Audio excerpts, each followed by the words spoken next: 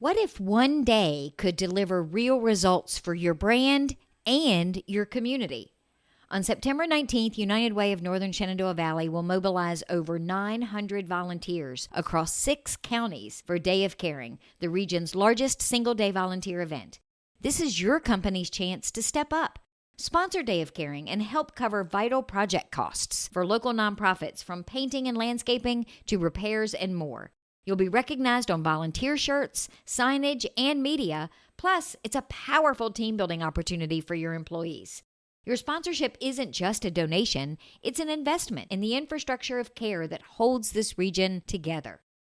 Visit unitedwaynsv.org/Day of Caring or contact Day of Caring at unitedwaynsv.org. Lead with impact. Show your community what your brand stands for.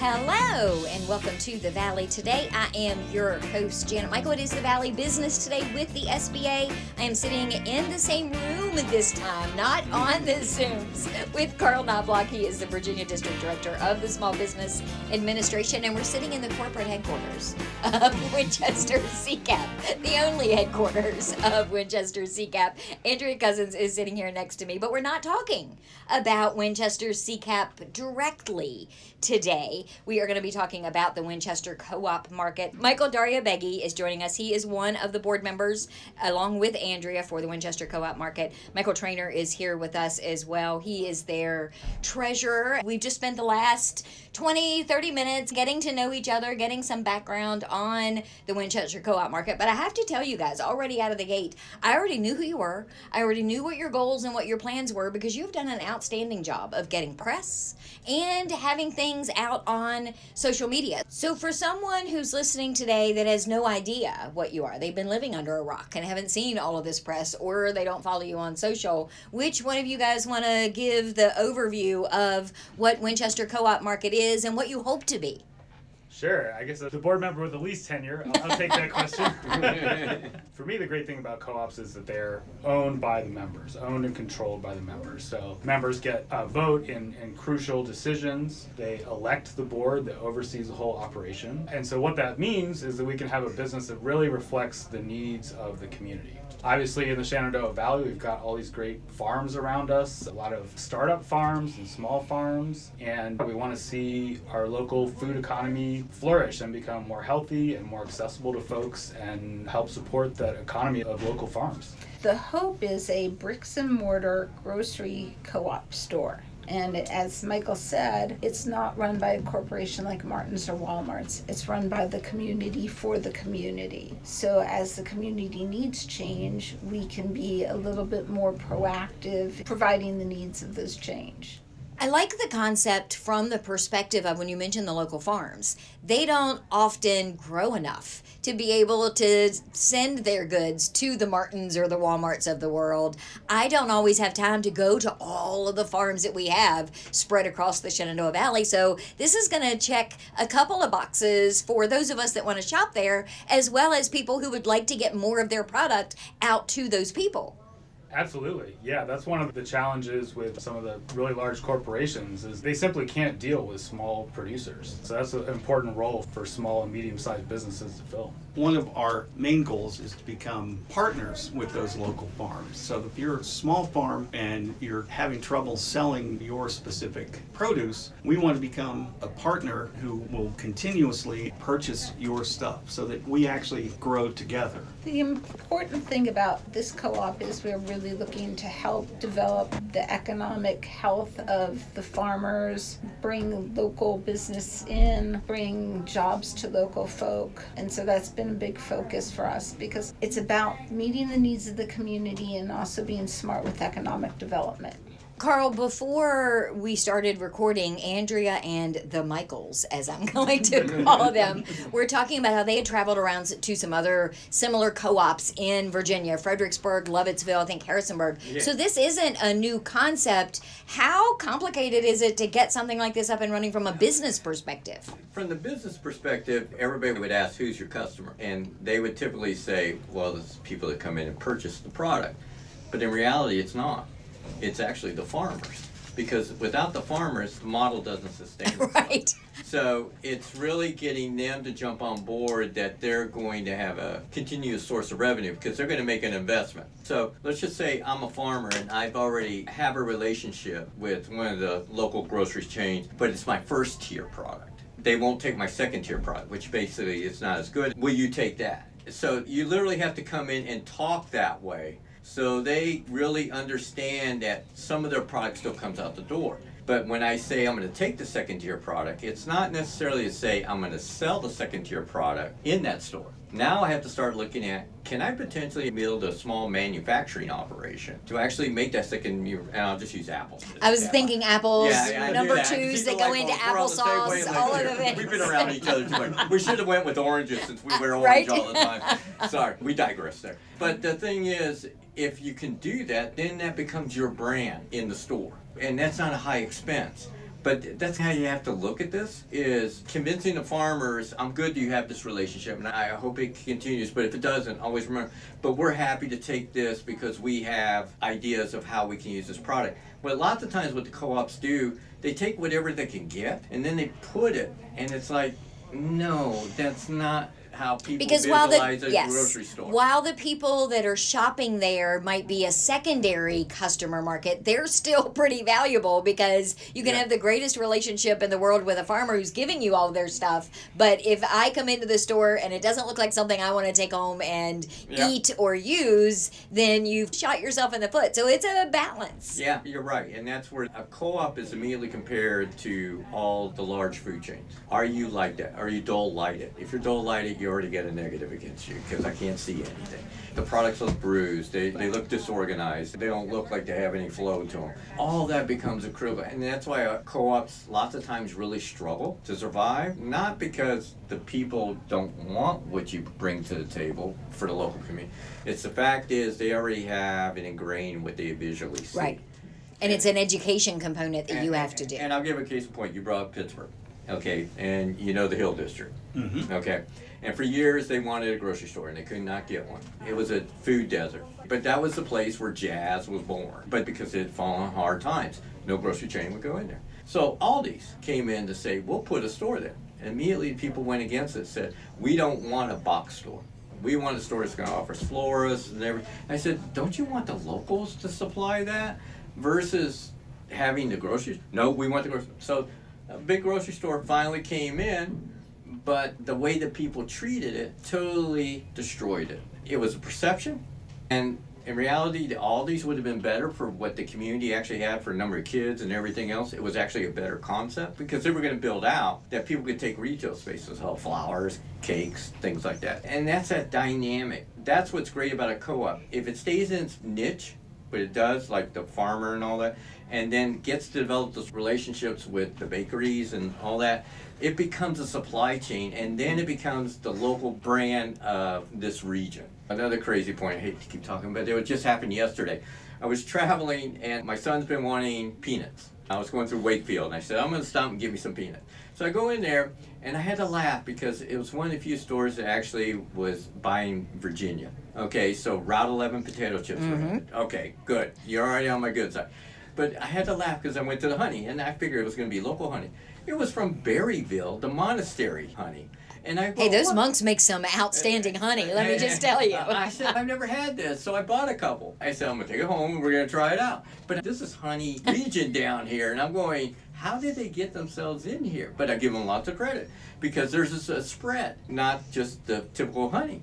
And I'm thinking these are these brand recognition differences that you can distinctly sell yourself, and that's what Whole Foods does. So that's why I love co-ops, because there's just so many ways you can make yourself so distinctly different from the big stores, but at the same time, make the community buy into you very quickly because of that uniqueness. Andrea, I feel like our community is ripe, no pun intended, for a co-op market like this, because we all want to support our local farmers. And again, we can't all get to all of their markets if they even have some. There are a lot of farmers out there probably that aren't selling their things to the public because they just don't have the setup and they're too busy actually running their farms. I think this is going to be a great opportunity for people to be able to come and support. I picture in my head, based on what Carl was just saying, something like, I watch way too much House Hunters, and House Hunters International is on twice a week. When people go to Paris, for example, they don't buy anything and keep it in their refrigerator. They have very small refrigerators in houses in Paris because nobody stocks up on things. When it's time for dinner or for breakfast, they go down to the street and they get their fresh food. The bakery is there. All of the things are there. That's what this could be for our area in the long term.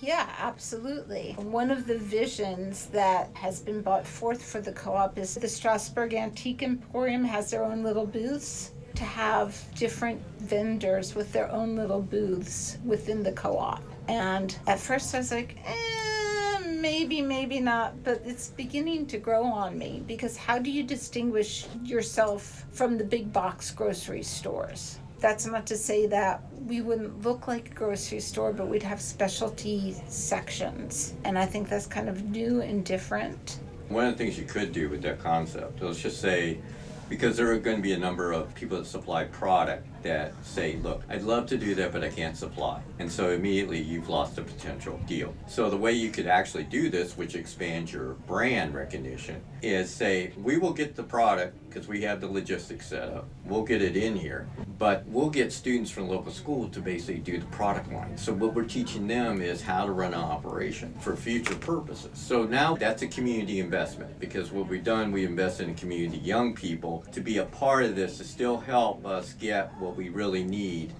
And we don't want a barrier by the fact that we have these booths, but the farmer's just going to say, I'm just too busy. I'm one person operation. I can't come set up and stay there all day, every day. So I have to provide a solution.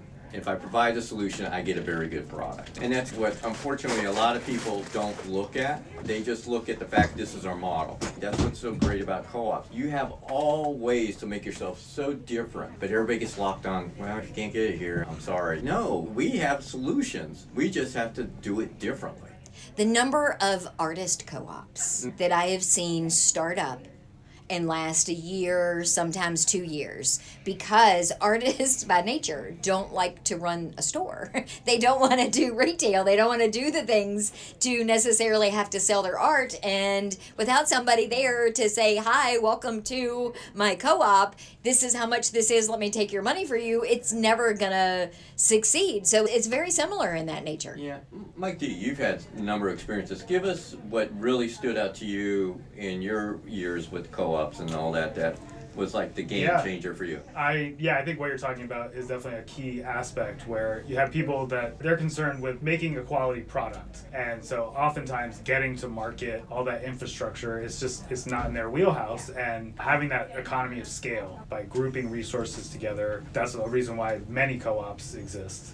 Yeah, one of the things that we had talked about as well as we were starting up is the local farmers and their CSAs. One of their problems is they can't get people to come and pick up their CSAs. So we floated the idea that we could start talking to these local CSA farmers and say, hey, we'll be a distribution point for your CSA. And then as we become a regular customer and helping out, then we start to get their products to be able to sell within. We've also talked about in the store when it starts, identifying where some of these products come from, so that you don't have to be there. We'll keep track of how much we sell them for and maybe do a distribution of profits. Well, similar to what you said earlier, Andrew, it's like the Strasbourg Emporium is set up. Those people are only in those booths when they want to be. They're not dependent on being there when a random buyer comes by and wants to buy whatever is in their booth. Those whole things are set up to then take them to the place where someone is manning when they're open and takes your money and then knows, okay, this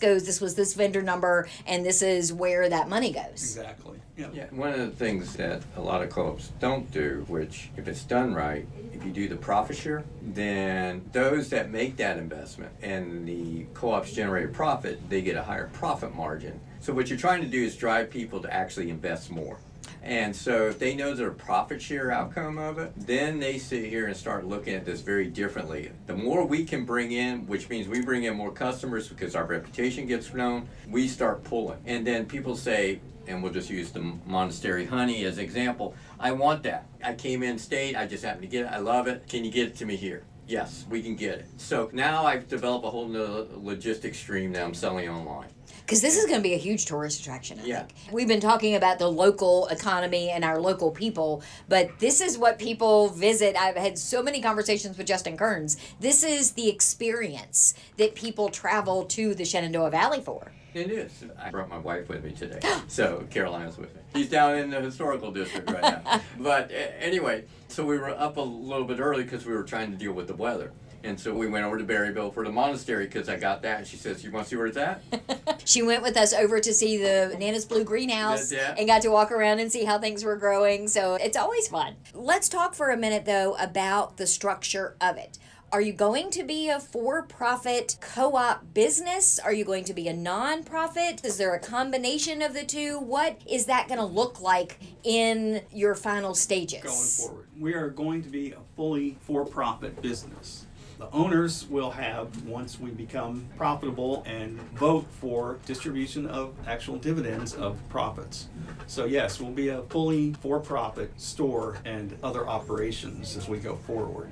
The nonprofit comes as we start up, because we have no income, and everything that we bring in with memberships and other fundraising opportunities will go back into the business just like a nonprofit, and then we'll use that for startup costs. Unless, of course, someone wants to write me a check for $2.5 million, and then we can start building tomorrow.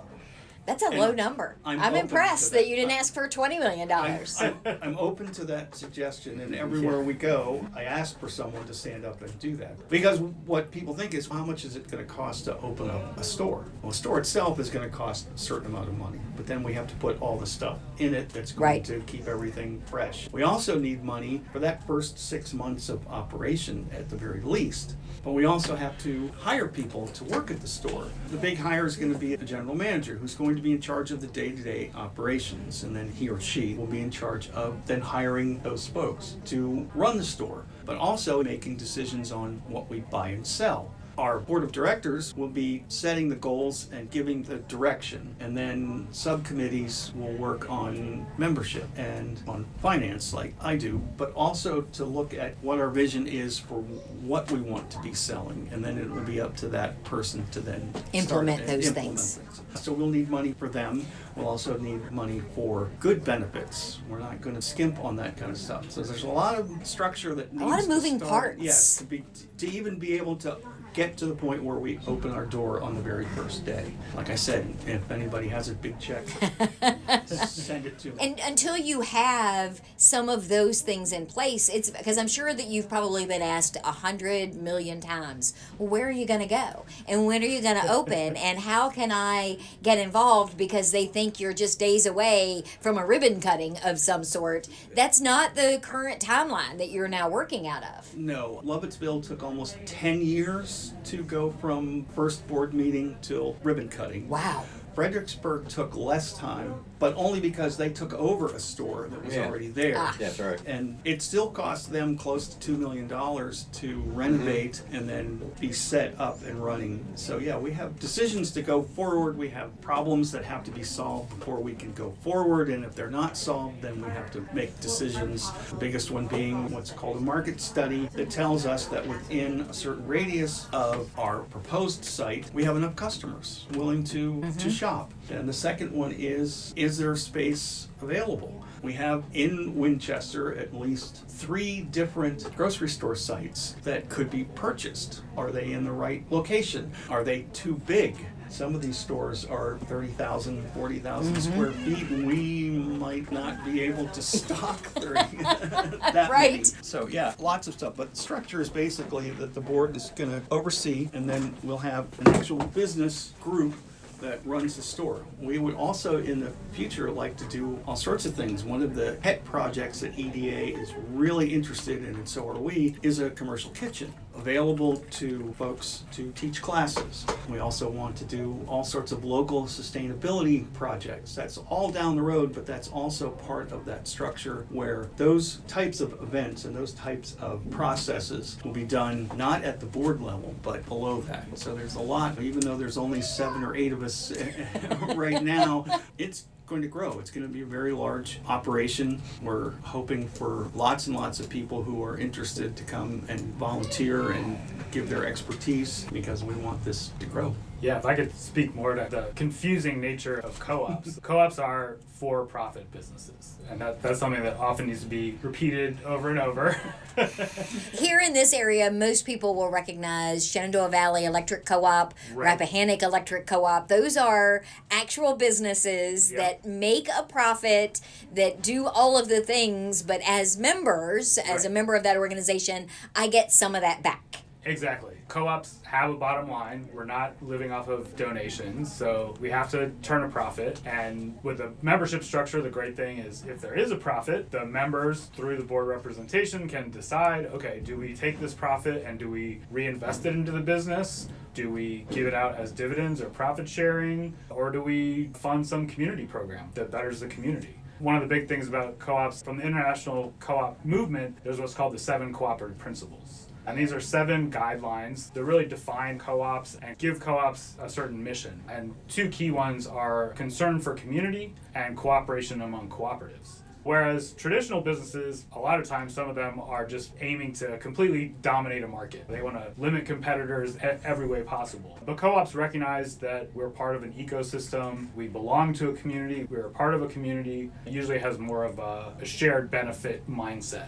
And that's where people sometimes get confused. You look like a nonprofit, you're doing these community programs, you're giving back, but that's because of the cooperative principles. Carl, is it difficult from a business perspective to work on? Mike mentioned a market study. There's so many different components to a business like this. Yeah, and I think that one of your key points is when you mentioned commercial kitchen. Okay, a commercial kitchen is a profit maker. So immediately that should be part of your original design. It should not be a future design. It should be part of your original design. Out of the gate, Yeah. this is something that's going to be included. Because the reason I bring that up, that group is able to make product and actually go right into your co-op to sell. Now you're able to provide, which they pay for, to teach them how to label properly, how to package, all that. Ingredients, So, all of the things. Yeah. So literally you're making them a thing that, what we're doing is helping you sell into our local co-op, but what we're hoping to do is basically so you can go online and sell outside the region. That's the ultimate goal. So literally you're using the commercial kitchen as a springboard.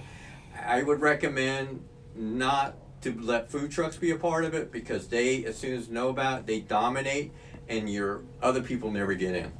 They totally control it because there are so many food truck operations. Yeah. It's literally you have to totally create a totally different commercial kitchen just for food truck industry. And I will say, knowing several people in the area that have food trucks, Billy Sue immediately comes to mind. He has his own commercial kitchen. He just recently got that space in Middletown. A lot of your food trucks have already made arrangements and are already set up that way. This would be a great way for you to bring somebody in who maybe wants to have a food truck, but they don't even know how to get started. They haven't perfected their product. They haven't done their market study. This is going to be a great way for some of these people who are baking brownies, who are doing sandwiches, who are doing something to figure out, can this be a business for me? And you're giving them that first step. And then part of that is, and oh, by the way, remember where you got started because we want you to come back to the co-op. Yeah, absolutely. I think prioritizing producers that would make products to sell in the co-op, like you said, is a great strategy for us because that is helping us to build the customer base for the farmers and processing some of that local food, which maybe people don't have time to cook or the food is less attractive. But if you have somebody making prepared foods or packaged products, utilize those local Yeah, and the resources. thing is, you talked about educating people about the products that come in that may not be aware of the combinations. I'll give you an example just had the other night. Cucumber, sweet corn, mango, and sweet tomatoes put together with cayenne pepper. Okay, nobody would say, what? Yeah, it's your sound like, what? But it was delicious, and that's what I'm talking about. It's getting people to understand what may not make sense, but it enhances your taste buds and what it can be used with and all that. And That's what the locals do. We have a diverse community here. You know, Yeah. I would love to see some sharing of cultures Yeah, and different and recipes. absolutely. That's the best stuff right now, the fusion. Yeah. Yeah, the fusion is tremendous, and that's how you get that, and that's what your co-op becomes. And that's the other thing that makes your co-op distinct, because no other co-op has talked about a commercial kitchen right out of the gate as part of their selling point. If you can get the locals to make it and it sells in your store, immediately you're creating it. And just, you brought back some point. Now the local farmers know they have not only what they have to sell in the store. My whole thing is with anything food-wise or anything that has a shelf life is waste. And that's my only component I'm going to ask you guys. I'm going to say, what's your percentage waste? Because as soon as I know that, I'm going to say, okay, we got to change here how we look at things. That's also one of the things that we've been talking about is giving not necessarily to CCAP, but to the local food pantries any waste. That's what happens right now through Blue Ridge Area Food Bank. Many of the local food pantries pick up because the food bank has partnered us with Walmart, Martin's, Target, Sheetz, Starbucks. So that's one of the ways to reduce the waste. But definitely being able to utilize the kitchen and the food from the farmers is a great idea. What I look at is if I know I have potential things going bad, vegetable-wise, or that's what I use a commercial kitchen for. Because I can make products I can sell that day, literally out to them. And there are probably a ton of these boutique businesses that when we were joking earlier about apples, you don't use your premium apples fresh off the tree to make applesauce. Yeah. You use the seconds to make applesauce. One of the Glaze boys told me once that you can't taste ugly. Yeah, that's right. And I thought that was the most genius thing ever. But when you have somebody who wants the leftovers of something, I saw something recently on Facebook where they're taking the leftover stalks of pineapples and repurposing them now into a leather-like material. There are a ton of people out there that probably would want to use, hey, I'll take all of your scraps because I use them to make this stew. I use them to make bone broth. I use them to make all of these things that they can't do in their home kitchen, because I gotta tell you, to get your kitchen certified in your house, it is a nightmare. You can't have pets. There's just so many hoops to jump through. A commercial kitchen is a savior for a lot of that. And what's really neat is, and this is where your EDA comes into play, and if this is an interest of theirs, the commercial kitchen with the EDA's help in that, you could go after USDA. They just put a commercial kitchen down in Bona Vista, and it was used with USDA funds and also funds from the federal government, from the senator's office, to help build that. So those are the things I look at. Also, when you talk about equipment, okay, talk to the equipment suppliers and say, what do you have new innovation that you're trying to test? And let us be your test center. I like that idea. Right? And that way you are the game changer, that you're willing to take on the new and innovation, so that way they can learn from it, they're getting their data from it, and then you're able to talk the pros and cons. If it's not functioning, they're going to bail you out because you helped them. So with the thing, and that's what a lot of people don't do. They sit here and say, I need this. I said, no, you could take their new stuff that they're trying to see proof of concept and let us put it in our environment. And how do you want us to test it? Because we're willing to run it different ways to make sure it benefits you in the long run, because you're going to put it in different environments. I'm happy to do that. That's our trade-off. I may have to be a guinea pig, but that's okay. I get things quicker and I can move forward. Also, another thing that a lot of people don't realize is that the GSA, General Services Administration, has used equipment and things like that. And I remember I went into one facility, and it's for small businesses, and that's what a co-op is, small business. And they had all this stuff from the school kitchens and all that. I went, oh my God. Government buildings that have cafeterias that now the building is empty, or they've upgraded their equipment there. They don't just send that stuff to the landfill. It all goes to a building somewhere, even though it still works. But that old equipment is going to last forever. Because I remember I was just doing a farm program, and the farmer got up and he says, look, he says, I have a new vehicle. It's called the computer chips, and I got my 1965 John Deere. And he says, if you're starting a farm, buy the 1965 John Deere because it's got few parts, you don't have any problems, you can get it running. He says, that computer chip, it can put you down forever.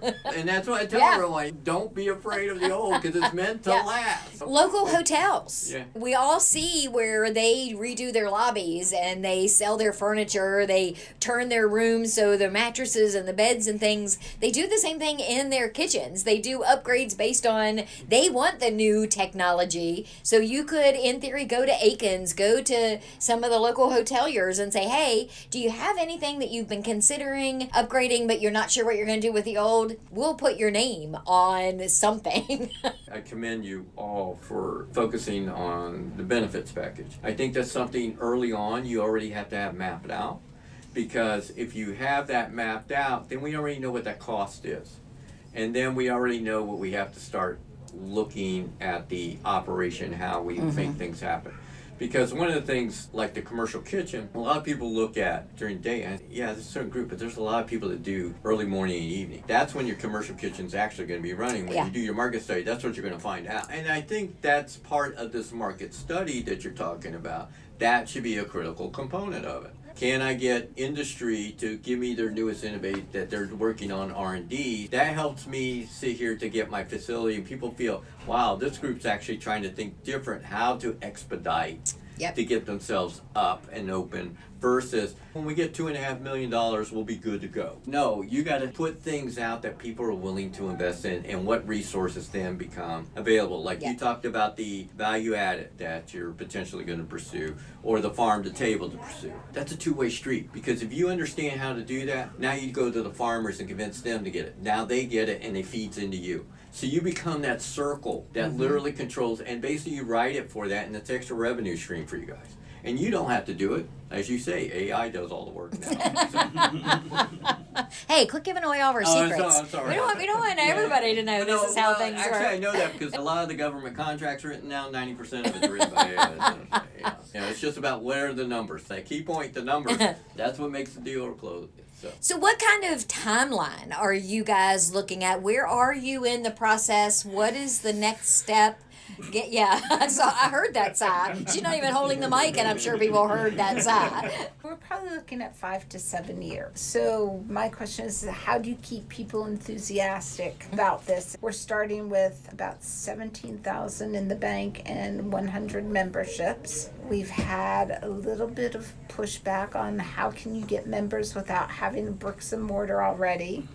But that's the nature of co-ops. You garnish the memberships to provide. And that's a great point. I look at that, and that's why I brought up earlier. Are you able to run the show if they can supply? Because they're not available to run the show, to have that booth space and all. If you're able to do that, I can find space for you to plop down and literally sell on a revolving basis, and the thing's moving in until it gets winter. Winter, you can't make it. But during this time of the year through the fall, I can generate revenue. And it's an outdoor setup, it's a farmer's market, but as long as I have the right theme concept and sell, I can get it, and that's revenue that's feeding to eventually what my ultimate goal. But everybody knows you're focused on making it happen. What happens in a lot of co-ops, they give the idea, it makes a local paper and everything else, and then it's like you have to give rejuvenation every year. Where do we stand with this? We're halfway to our goal now. Okay, that's great. And I'm going, no, you've got to keep it in everybody's face. If you already have 100 members that want to supply product, I'm going to find a place to start making that product sell, so I can sit here and say, this is the co-op. And we're going to have the brick and mortar. But this is where we're at now. Help us get there quicker.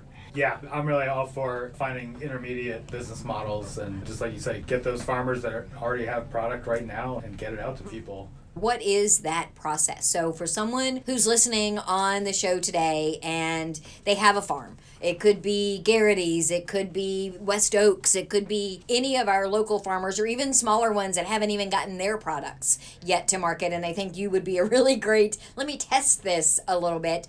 What do they do? How do they reach out to you? We're activating our volunteer program right now, but really for the farmers, I think we just want to talk to them. So you can reach out to us on our website. We're all out here in the community. If you run into us, We've contacted a handful of farms already, and they're all very excited. But we're going to be making a concerted effort to contact more farms, hear about what challenges they have, what kind of products they have, how we can really help them. So we want to hear what challenges they see with reaching their customers and what role we could fill there. Now, to expand on that, what you want to take advantage of is the future farmers of America. Have the students go out and talk to the farmers with your set questions and let them get it, and then you bring it back. And now you can do the follow-up appointments. That gives you a higher return. That also gives the future farmers of America know that there is a thing that pretty much when they're graduating is going to be up, and don't leave your family farm, stay with it because we're going to be buying your product. You're laying the seeds and the groundwork, and once again, that's the investment in the community because you're tapping our future farmers in the whole thing, and then you're sitting there continuously keeping in the face of the community how we're stepping ourselves forward and how we're using every available resource that you guys aren't having to carry the backbone. You're actually using what's available. Like you talk about market studies, also get the universities to do a market study for you.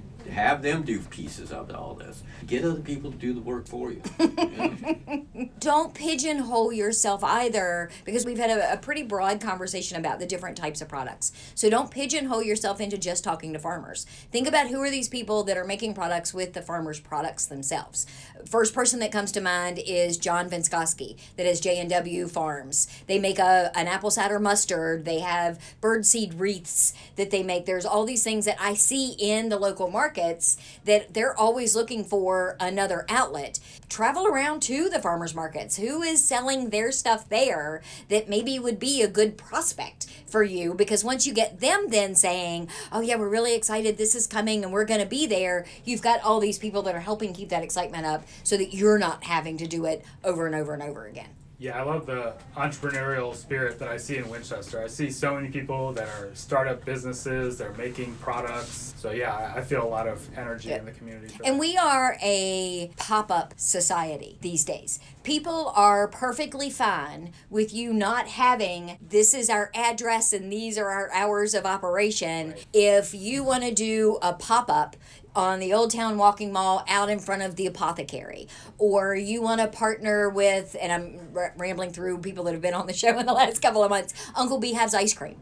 Perfect example. He is using things that are grown here. His strawberry ice cream has strawberries from West Oaks. Have something in partnership with wherever they are and do those kinds of collaborations so that he can sell his product, you can talk about yours, and everybody can see how those things all work together. So I think that's an easy way to just keep that momentum moving forward. And you're showing the key point that you were talking about earlier. It's not about the competition. Right. It's about the community winning as a whole. Market. Yeah. Where can people find you online? You mentioned a second ago the website. What is the web address? WinchesterCoop.market. Facebook, Instagram, are you on the socials? We're on all of those, yeah. We even have a TikTok and a YouTube. Okay, so what didn't you ask? What do you want to know? What do you need to know? My question would be about how do we define who our customer is? And can it be more than one customer? Oh, absolutely, absolutely. I think your key component is who wants the local product from the local farmer. If I can get it, are you going to come and buy it? If I can guarantee that. And if you have that market, and pretty much from Zen Zers on, definitely want local, that's just one of their big focuses. You're going to have people buying. The older people that remember the community as it was a number of years ago, they're going to be very committed to that. The people that have left Washington to come here, they're wanting that. So it's not really that hard. It's just about, and you talked about it earlier, where is the locality? Because the one thing I find is your locality can be a win or lose situation. You may put it because I got a really good deal at this place, but at the end of the day, nobody comes to you because it's not where the greatest bulk of your market is. The thing that I look at is, as you're also figuring this model, because you do have an older population here, is how can I deliver? Because if you have that ability, that's going to help move that product out, and that's all you're wanting to do. You want the product to go out the door. And for what I have to charge, for the charge, people are willing to pay for it. Oh, yeah. Yeah. I look at what people are willing to pay just to pick it up at Walmart, what they're willing to pay extra just to get it. Particularly these assisted living facilities. Yeah. You've got Orchard Ridge, you've got Westminster Canterbury, you've got all of these places that these people can afford those places. They're not going to blink an eye at having you bring, and maybe you set a set delivery. Hey, we deliver the first and third Wednesday of every month to the lobby. And you just come down and get whatever it is, and you have to place your order by whatever. They're not going to blink an eye at any of that. Yeah. Yeah, I see delivery as a big opportunity because we are a top-rated area for retirees. So that's a growing sector, and at some point, some of those people have limited mobility. One thing we've heard anecdotally is that sector, they don't feel served by Costco. They're like, I can't use these giant packages. That's right. I want some more single-serving size portions. Yeah. Yeah, and that's the whole thing. A lot of them are on specialized diet. Let's just use low salt. We can have, you want to call it, senior cooking days. And literally, you use your commercial kitchen to show for the seniors, this is what you got. But don't worry about making it. We actually have it on our shelves so you can buy it. So when Andrea asked about customer, who defining your customer, and to Carl's point, you don't have to have just one. You shouldn't, quite frankly, ever just have one customer, because then when that customer goes away, and all of us die eventually, so there's that. But one of the things that I work with a lot of clients on doing is creating customer avatars. They're very popular now because everybody has their Bitmoji, they have that sort of thing. So think about who those people are going to be. And maybe you have one that is the 67-year-old female retiree whose family lives in California, but she's here and she's fairly active and she plays think about who those individuals are. And then from that point, so you've got that one, and then you've got your Gen Z, and then you've got your farmer who's a customer but also one of your vendors, that sort of thing. And then what you want to do is you want to put them into the groups. So who are my premium customers? And what that's going to help you do is when you start thinking about, do we want to carry this product in the market? Do we want to offer delivery to this area? You go back then and you look at those people. How many of those people are here? I used to literally do with my companies on a quarterly basis to determine who my customers, big customers are, that I was getting the most profit from. Those I took care of. They always got first priority. Wherever they asked, they got priority. My ones, as I call my money losers, it's nice, but if I can offload you, I'm going to offload you. And so I do. And that's how you look at this operation. It's what farmers are giving me something that's moving, they're making me sales and things, which farmers aren't, because at the end of the day, it's about business. And then same thing, the commercial kitchen. Who's putting stuff out here and it's being bought and others, it's nothing personal, it's just the thing is you're not generating enough revenue. And as you get more historical, you'll be able to set that benchmark. You have to generate this much revenue in order to stay on our shelves. And that will eventually come. But that's how you're looking at this whole thing, is each one of these pieces is a revenue driver for growth in your organization. Too many people, they just think, oh, this person's supplying us, let's just use the example, cupcakes. And the thing is that nobody's buying the cupcakes because they're so dry, but yet you keep putting them there. And it's like, why do we keep putting them here? We're paying this person to supply us, but yet we're getting nothing in return for it. And we have to be very sincere about that. And then with your commercial kitchen, you basically, just like they do on the food channel, every quarter we have a theme competition and we let the locals compete against each other so we can find out who that champion is, and we recognize why. And you sell tickets. Yeah, that's right. So that it becomes a fundraiser. And then what you do is you do a ticket lottery for the people. They buy the ticket for the lottery, and then they get to choose, and they become one of the food tasters. Yeah. And they judge. The other thing, too, to keep in mind when you're thinking about customer, because everybody says right now, oh, yeah, I got to talk to these Gen Zs. I got to get in with the Gen Alphas now before. And people think about what they need to keep them as a customer or get them as a customer right now. But you got to remember that if you get them right now, you're going to have them as they age through the system. So you've got to also factor that in. You have kids. Yes. Yeah. So you got to factor in the longevity of that customer to, when we were talking a second ago, their long-term value and their priority. So they might not be a high priority for you right now, but you should make them somewhat of a medium-sized priority, knowing that you could get them for the next 25 years versus the 65-year-old who is going to not be here And you got to potentially. remember or- that your pricing, and this is what a lot of people, and you were absolutely right. As soon as they hear the word co-op, it's okay, helping hand. And it's not. I look at a co-op as a Wegmans, okay, or a Publix. It's basically a higher end product because I'm getting it from a short distance, it's fresh. You're not going to get anything better than this. And for that trade-off, you're going to pay this, but the thing is, you're getting what you really want, as close to the farm table as you can get. And so that's the thing that you got to realize is you can't be afraid to price your No. model to No. the thing saying, because if people say, you're a co-op, that's a non-renewable. And that perception has already been done for you. There are very few people in our community or in the country now that don't expect to pay more for something that just came off the farm than something that's been sitting frozen, processed in a freezer somewhere. So that at least that education has already been done. Yeah. And part of the problem, though, is they see me, and I've tried to be very low key. Believe it or not, Janet. How's that working out? But they see me and they say, you're going to be nonprofit, right? Because as face of CCAP, they think everything I'm involved in is nonprofit. So how do, you separate that persona from It's the... very easy. You just basically say, we're just like use any of the local banks. Wells Fargo. There's Wells Fargo Bank, but there's the Wells Fargo Foundation. Walmart. I have Walmart, but I have the Walmart Foundation. It's the same concept. The co-op is that, and then this is our nonprofit.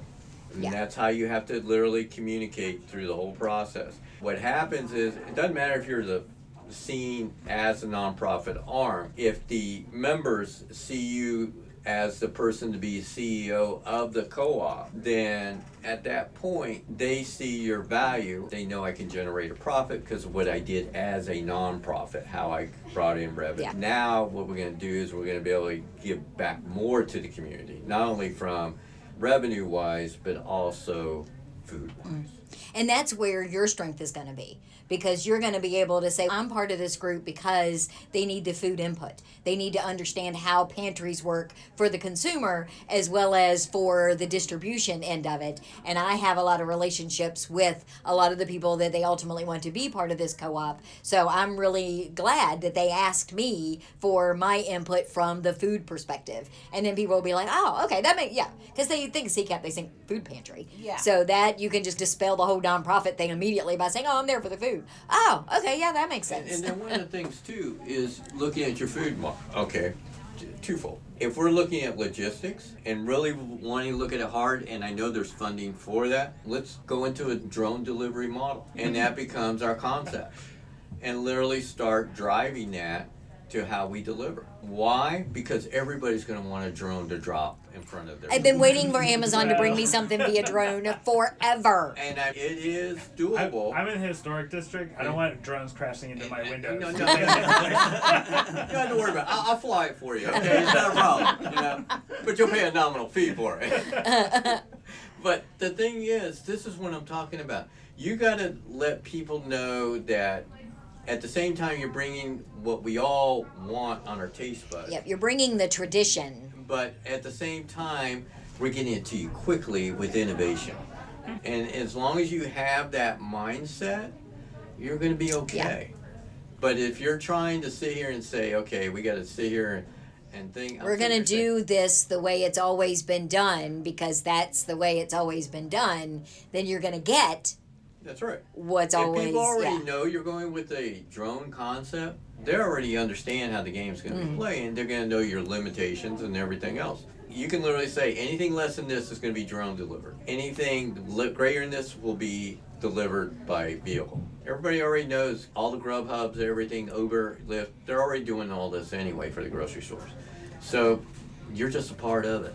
That's it. But they delivering by Yeah. drone? No, nobody. Not yet. No. So Walmart, where do you even start? Well, we with could talk something? to Drone Up, that's based out of Virginia Beach, and they've been doing it for Walmart, doing pharmaceuticals. And that. Get out. Yeah. They set up in the Walmart parking lot just so everybody starts learning, and they'll bring a shipment out, they'll load it, and they'll fly it off. That is super cool. And these That are, might Yeah. be I want to drop rubber turkeys from a drone on the Our Health campus, but that's a whole other fundraiser.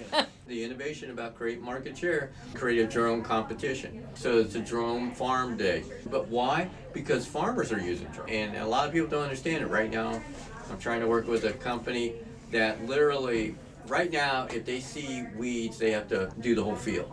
Okay. Now they have literally a drone that can fly over and can see weeds. They're only this tall, and they know where the location. And they spot. can literally spot shoot. Yeah. So now they're developing the unit that will do the spot shoot. They've also done it for insects. So even at the stages of the insects, they can see where to identify and all that.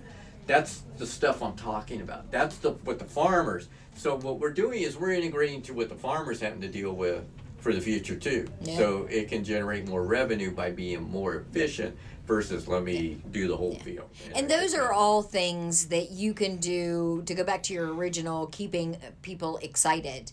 Laurel Ridge has an outstanding drone program.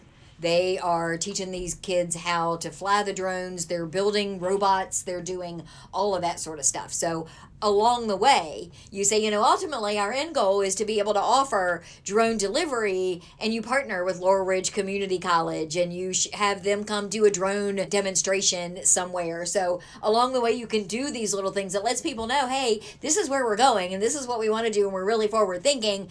Granted, we're not there yet, but look, drones.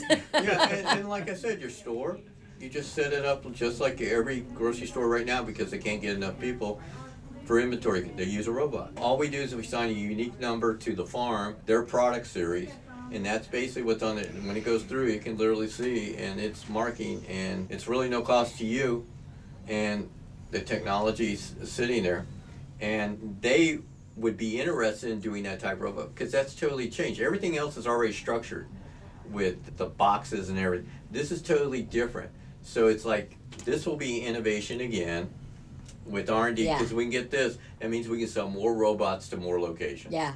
And so How many peaches are in that bin? Yeah. How many whatever, because they don't all have a barcode on them. Yeah, I see a big opportunity with just data technology. Yeah. With the CSAs, because a lot of people, again, going to the seniors, if you're like a single person household, sometimes the CSA share is daunting. You don't know how to cook it, or you don't have great variety of selection coming from one farm. So I like the idea of a CSA aggregator type thing, or virtual shares, where you might get, instead of getting one box from one farm, you might get a box that has 5 different farms, so you have more variety. I agree with that because it was just like I was talking to a company that's making houses and it's out of concrete, but they're using the fly ash from the abandoned coal firing plants. But their problem is the ammonia level in the fly ash. And they're sitting saying, well, each batch we have to. I said, why are you doing that? Why don't you just put it all together and come up with a basic formula?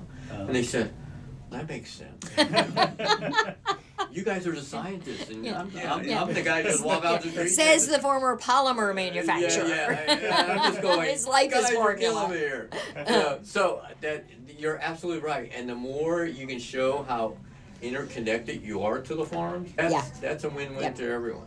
And when you talk about, when we were talking earlier too about the food waste, preservation, canning, freezing, all of those kinds of things that you've got this bin of tomatoes that are about to die. Again, you can't taste ugly. So how about you have someone who comes in and cans all of those tomatoes so that now they're good for a year or two. The people that are been released from prison, that's a perfect thing to sit there because they show up to work, they schedule, it's a process, and so it's a skill builder. And then the thing is that if people like it and it grows in demand, it's easy enough to create a small manufacturing operation and produce that. There's a small farm restaurant out in Wardensville. Mac. Yes. Bingo. Yeah. What they're doing is they're taking young students and teaching them farm life, and it's a feeder. I was actually thinking about that for us. Yeah. How do we do a work training program? And NW Works. They had all of their clients were running the Firefly Cafe. They have the community garden where they're growing a lot of those products, and they flourish in food service settings. So there's another opportunity to be able to partner with them. If not having them be a part of it, they could use the commercial kitchen to create their own product that they can then sell as a fundraiser, and then it becomes, again, cooperative things. So from your perspective, what do you think our next steps are? I can tell you Andy suggested just spending the year fundraising and getting the funds up. I'm going to tell you this. People will only invest if they know the potential return. So knowing the customer, potential market share that you can get is going to push your funding thing. You can sell the concept if you're just giving a concept. But for me, if I'm going to buy in, I need to know the numbers, as you were talking about earlier.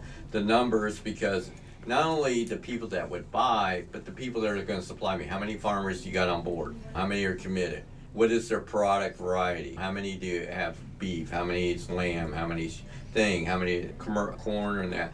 Okay, what do you do when the season's over with? What is your plan B? Yeah, that's going to be your biggest education point, is people are going to want to know why they can't get corn in March. Yeah. They can get it at the grocery store in March. How come they can't get it here? Yeah, That's going to be... And so you got to literally have that mindset already mapped out.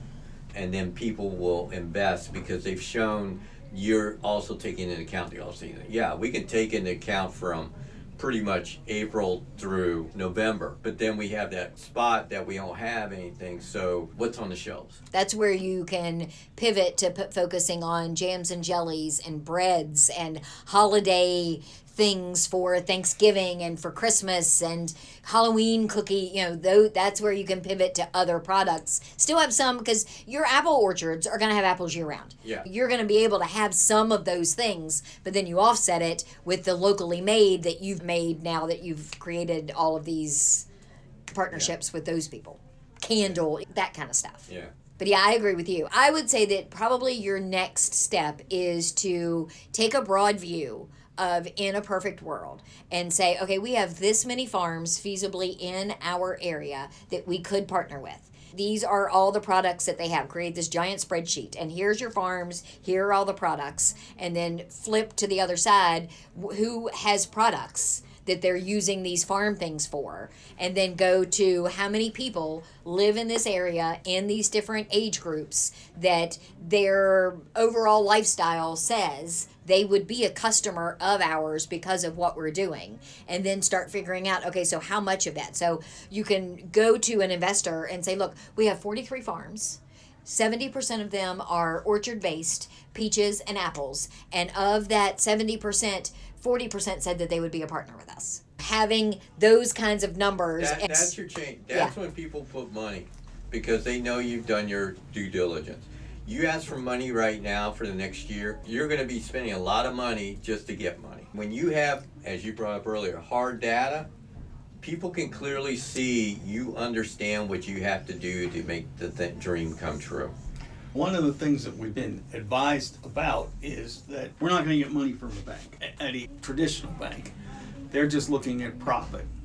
We can get money once we're up and running, but to get to that point, we need other financing. Startup capital. One of the places that we can get that is the co-op Federal bank. Co-op Bank. And we have to do our projections and show them those numbers. But the other thing, and what Fredericksburg did, is member loans. That's how they got their startup money. Yeah, they did. Yeah, I remember. Once they started. And it's all technical, and what we'll do is we'll ask members to then invest in us. They raised over $2 million. And then a year later, they did a second wave and raised another 1.7 million. That's how they got their financing, because once they had all of that, then they went back to the National Bank and they got money from They them leveraged as well. We're at the point of probably figuring out how to do a serious business plan, market study. I would reach out to the Northern Shenandoah Valley Regional Commission, because they cover the entire area. They do the grants, they run the Ride Smart program, they have all of these other things. They're going to be in a better position to help you regionally, and they may even have a lot of the data as far as what is the farm ratio to people. They may have a lot of that already because of what they do anyway. Thank you guys for meeting up with me and having this conversation. Andrea, thank you for pulling this whole thing together. You're the one that originally sent me the email and said, hey, I think you should have these guys on the show. And then it took us 6 months. Much like you guys are doing the work. It took us some time, but we did make it. So thank you. Thank you. We're really appreciative of this opportunity. And Mike T, I think this is a fantastic idea. I think you are going to be a huge resource for this group because you have that experience in co-op. So I will say on the radio for all of the rest of your board, listen to Mike T.